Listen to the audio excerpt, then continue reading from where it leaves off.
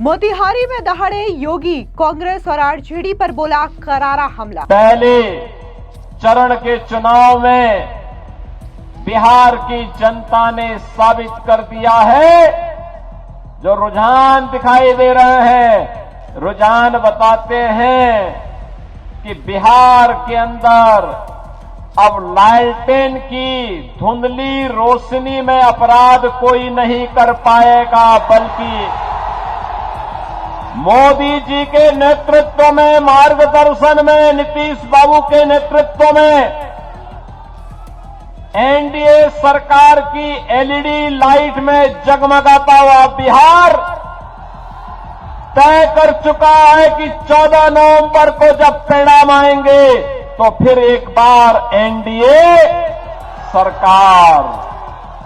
महागठबंधन के प्रत्याशी का मुख्यमंत्री योगी ने खोला आपराधिक रिकॉर्ड। जो फिर से जंगल राज लाने का समर्थक हो, कतई नहीं। और मैं तो देख रहा था यहां पर, जैसे मैं मंच पे आया, मैंने यहां पर महागठबंधन के प्रत्याशी के बारे में जब मैंने सुना, सीएम योगी बोले मोतिहारी से महागठबंधन के प्रत्याशी पर दर्ज है 28 मुकदमे। महागठबंधन के प्रत्याशी के बारे में जब मैंने सुना 28 मामले, 28 मामले, और कोई ऐसी आईपीसी की धारा नहीं, बीएनएस की कोई धारा नहीं जिसमें उसके खिलाफ मामले न दर्ज हुए हों।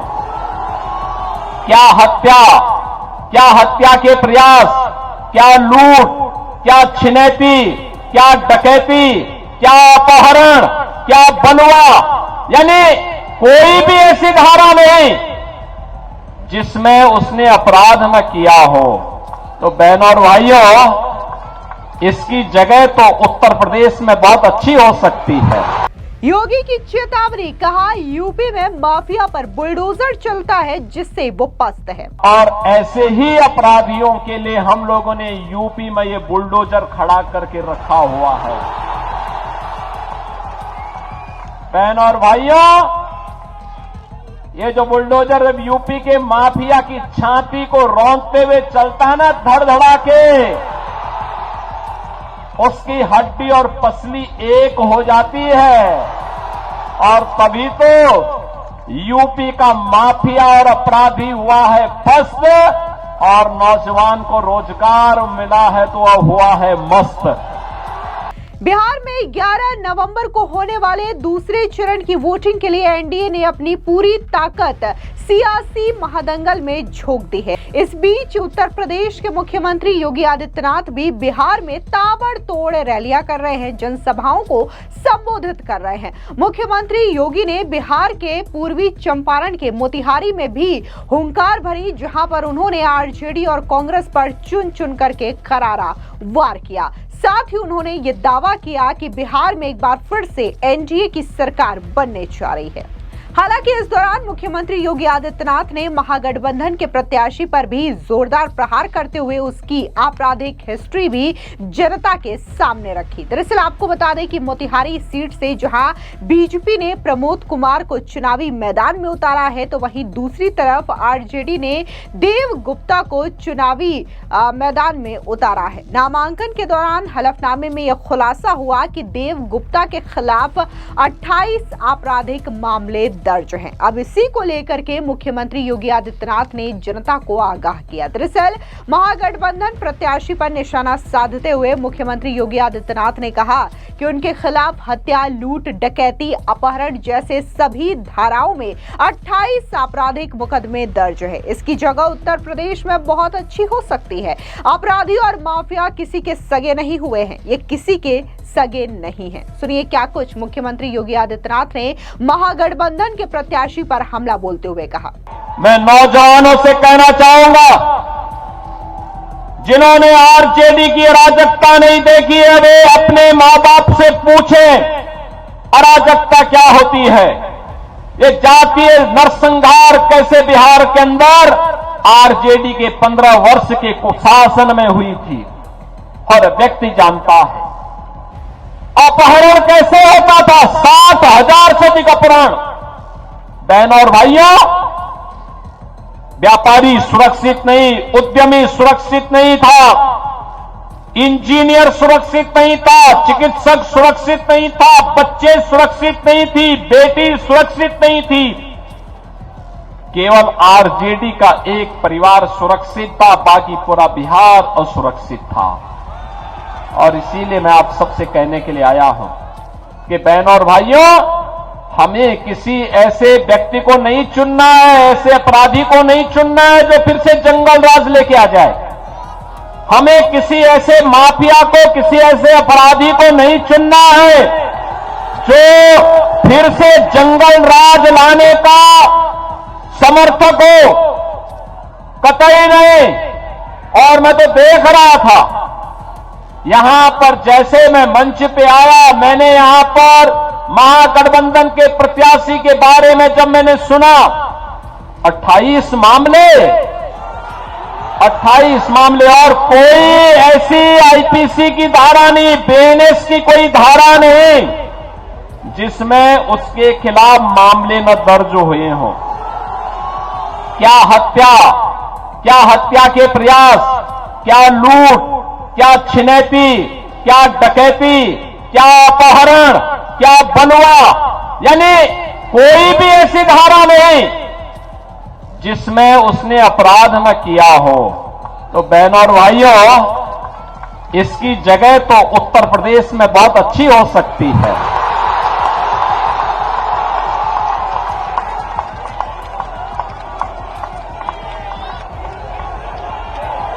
ऐसे लोग उत्तर प्रदेश में अगर चुनाव लड़ते ना,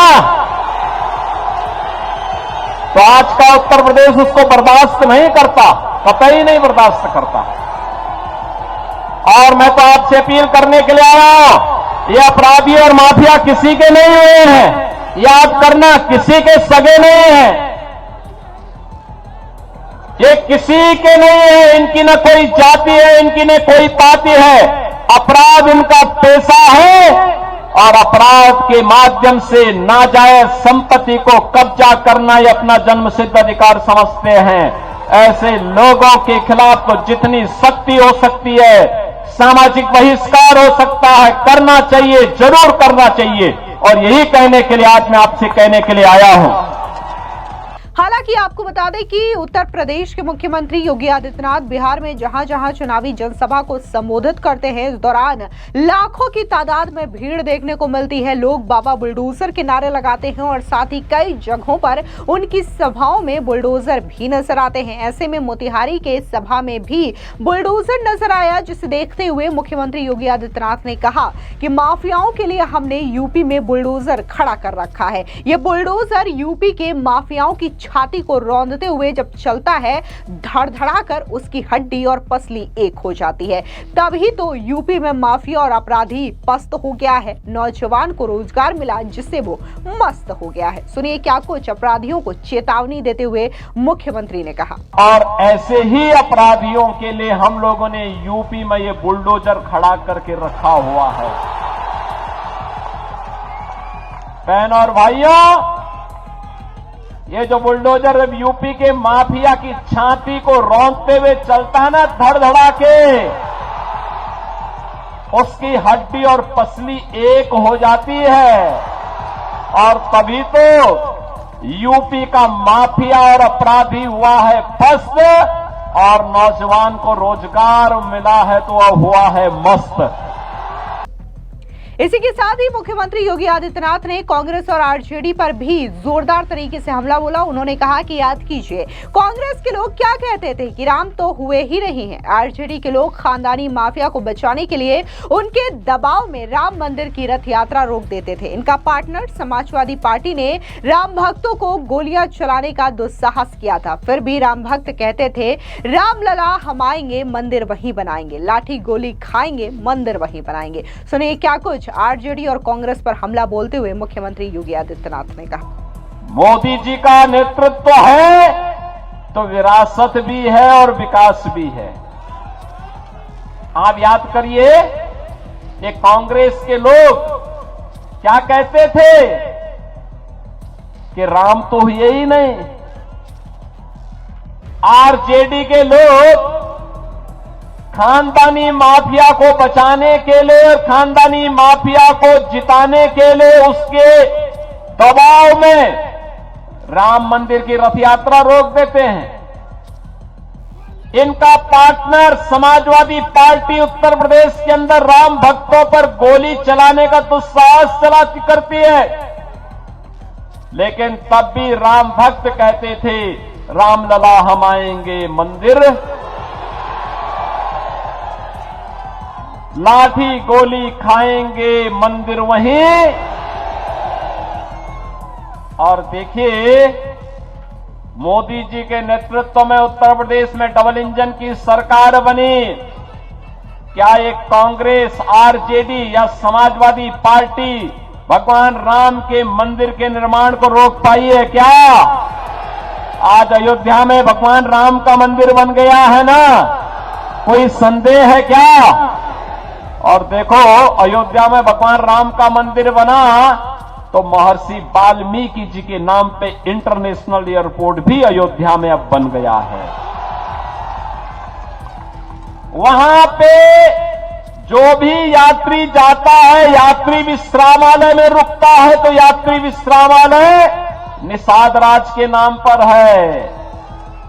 वहां पर जो भी प्रसाद मिलता है, वह प्रसाद माता सबरी रसोई में बनता है।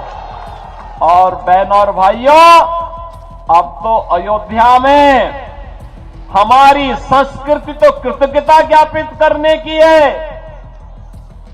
याद करिए, जब मां जानकी को रावण भगा लेके उठा के अपहरण करके ले जा रहा था, तब सबसे पहला प्रतिकार करने के लिए आया था गिद्धराज जटायु। रावण से लड़ते लड़ते वीर गति को प्राप्त हुआ और अयोध्या में राम मंदिर परिसर में गिद्धराज जटायु की भी भव्य प्रतिमा की स्थापना हो गई है। जब रावण को समाप्त करने के लिए, उसकी लंका को समाप्त करने के लिए सेतु बंध का निर्माण हो रहा था, एक गिलहरी भी योगदान दे रही थी। तो गिलहरी का भी एक मूर्ति राम जन्मभूमि परिसर में लग गई है।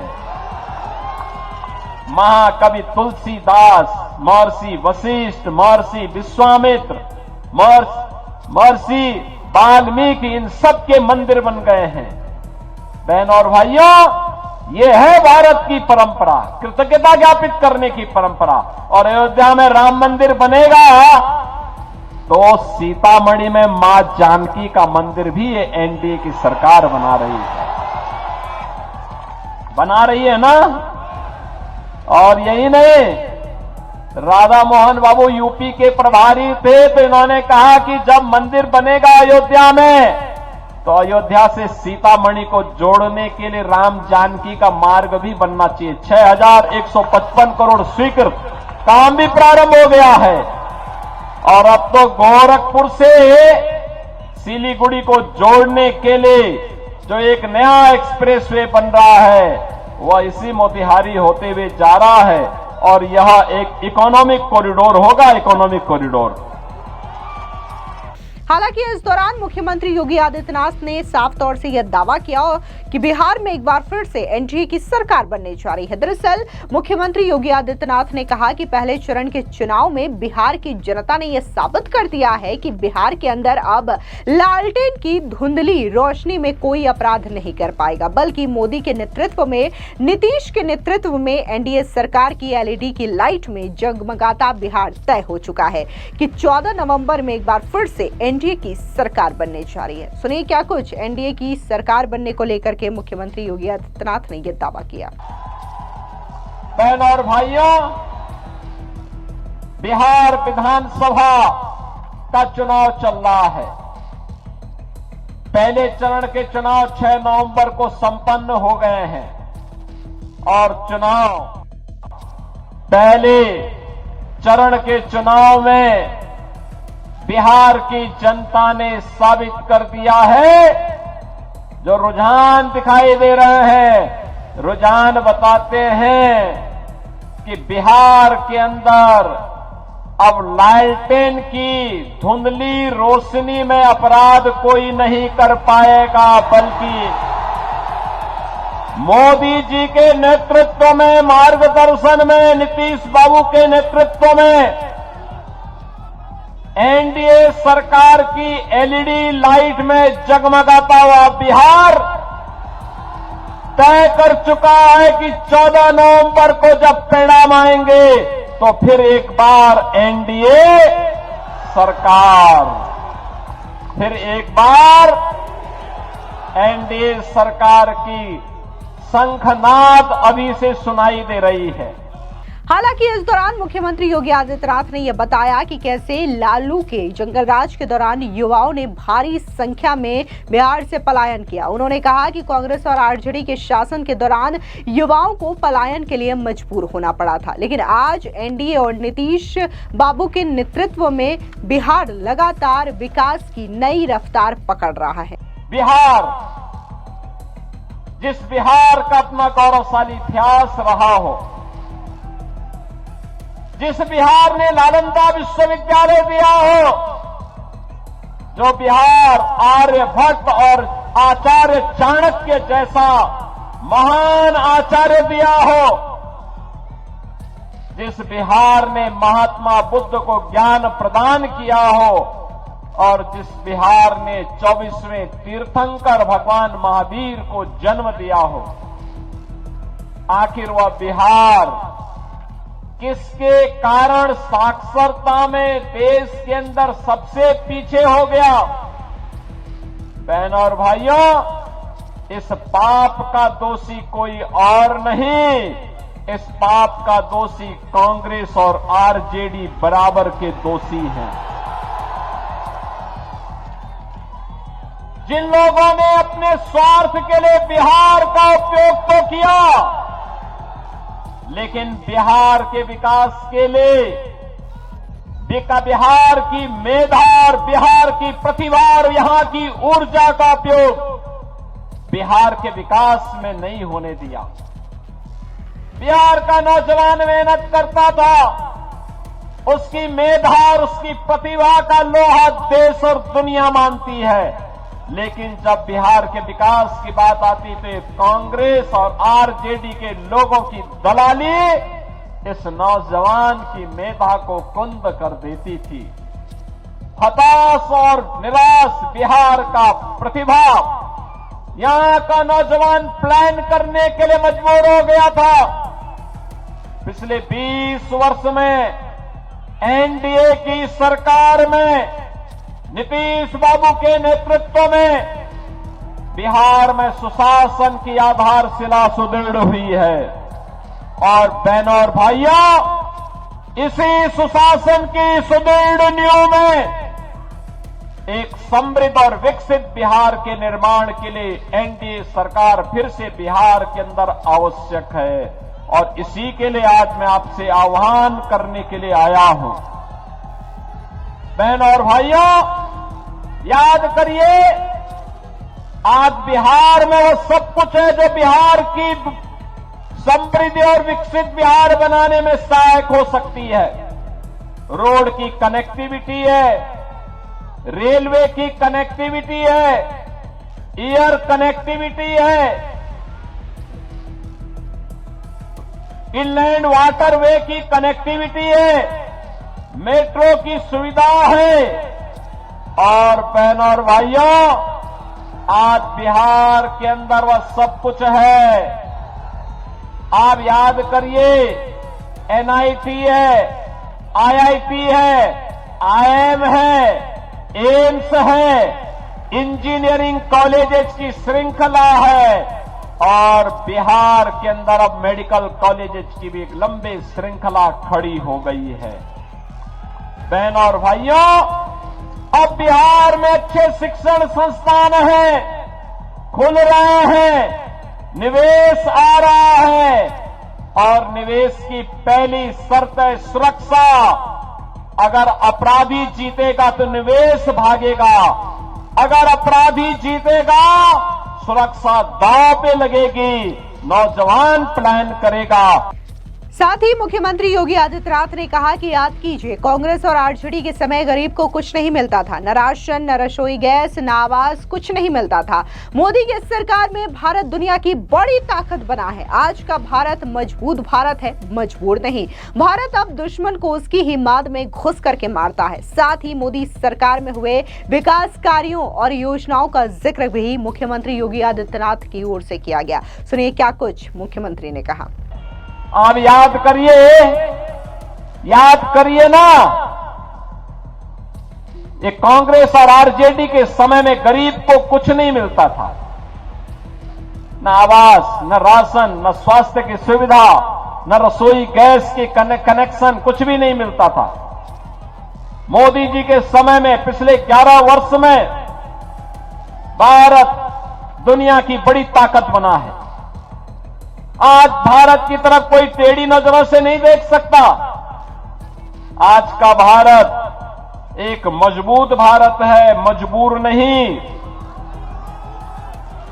भारत अब दुश्मन को उसके ही मांद में घुस करके मारता है। अब मोदी जी ने कहा है ना, मार्च 2026 तक नक्सलवाद और माओवाद की कमर तोड़ के रख दी जाएगी। यानी नक्सलवाद और माओवाद, इन सब के जहन्नुम जाने का टिकट पक्का।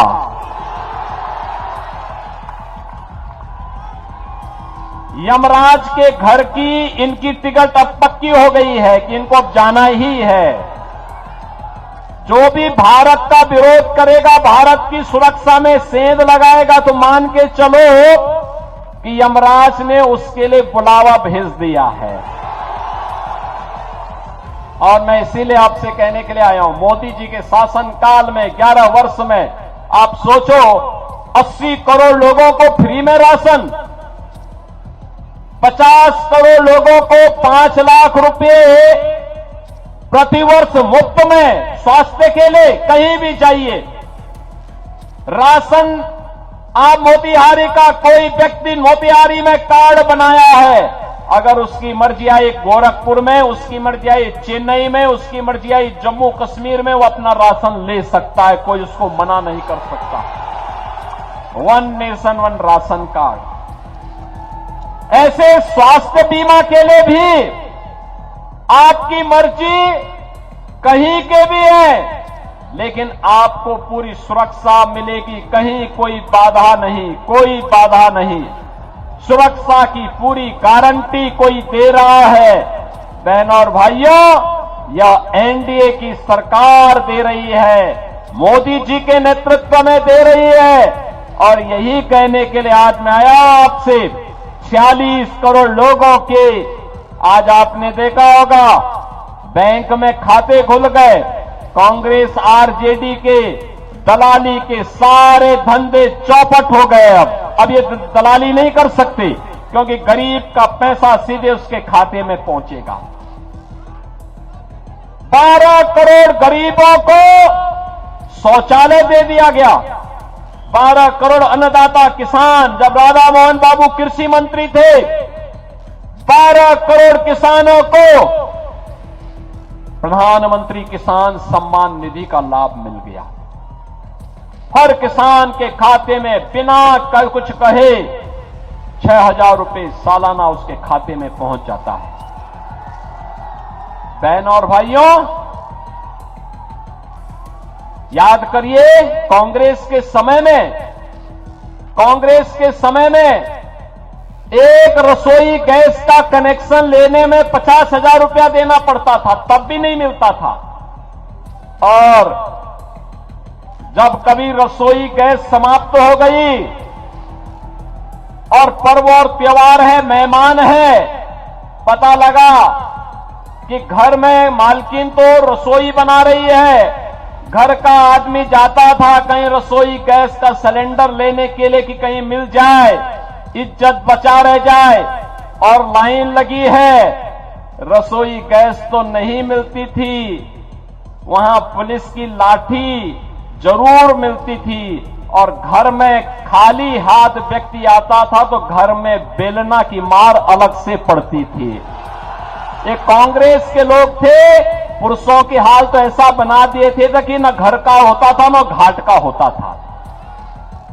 लेकिन मोदी जी ने 10 करोड़ परिवारों को फ्री में रसोई गैस कनेक्शन उपलब्ध करवा दिए और रसोई गैस जितनी जलानी है आप जलाइए, कहीं कोई समस्या नहीं।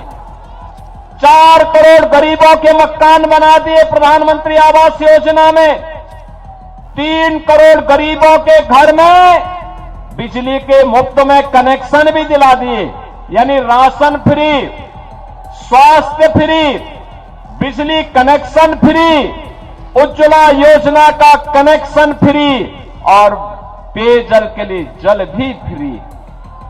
बहनों और भाइयों, सरकार ऐसे ही है जो आपके साथ खड़ी हो सके, सुरक्षा भी दे सके, सुशासन का स्वाद भी चखा सके, विकास के माध्यम से रोजगार का सृजन भी कर सके। मैं नौजवानों से कहना चाहूंगा, जिन्होंने आरजेडी की अराजकता नहीं देखी है वे अपने मां बाप से पूछें अराजकता क्या होती है। ये जातीय नरसंहार कैसे बिहार के अंदर आरजेडी के 15 वर्ष के कुशासन में हुई थी, हर व्यक्ति जानता है। अपहरण कैसे होता था, 60,000 से अधिक अपहरण। बहनों और भाइयों, व्यापारी सुरक्षित नहीं, उद्यमी सुरक्षित नहीं था, इंजीनियर सुरक्षित नहीं था, चिकित्सक सुरक्षित नहीं था, बच्चे सुरक्षित नहीं थी, बेटी सुरक्षित नहीं थी। केवल आरजेडी का एक परिवार सुरक्षित था, बाकी पूरा बिहार असुरक्षित था। और इसीलिए आपको बता दें कि मोतिहारी विधानसभा सीट बीजेपी के लिए और एनडीए के लिए काफी ज्यादा मायने रखती है। ऐसे में बीजेपी ने यहां से अपना कैंडिडेट प्रमोद कुमार उतारा है, जबकि बात अगर हम इंडिया अलायंस की करें तो आरजेडी की तरफ से देव गुप्ता को चुनावी मैदान में उतारा गया है और इसी को लेकर के मुख्यमंत्री योगी आदित्यनाथ ने जोरदार प्रहार किया। उन्होंने साफ तौर से कहा कि यहाँ का जो प्रत्याशी है उस पर 28 आपराधिक मामले दर्ज हैं। हमें किसी माफिया या फिर किसी अपराधी को नहीं चुनना है ताकि जंगल राज पुनः आ सके। फिलहाल इस पूरी खबर पर आपकी क्या राय है, कमेंट सेक्शन में जरूर बताएं। धन्यवाद।